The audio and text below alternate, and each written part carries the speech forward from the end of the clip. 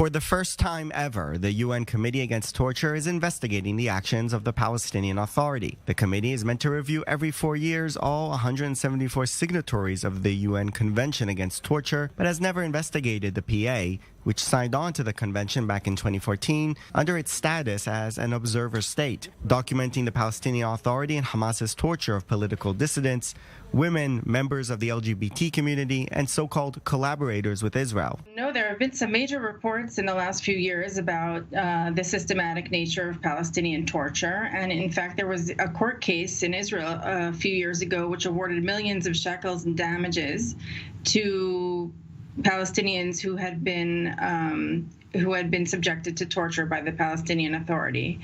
In that case, it was for collaboration with Israel. So this is nothing new.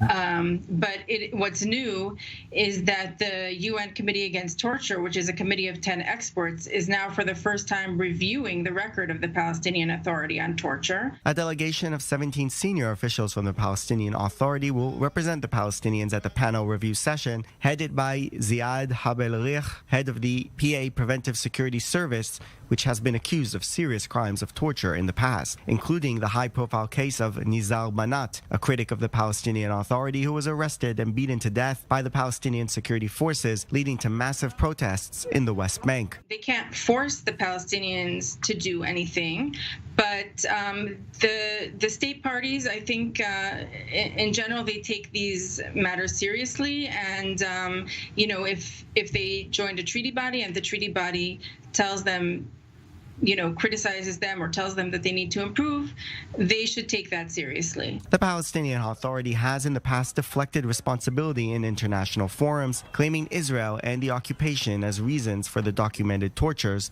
but they will be under scrutiny this time.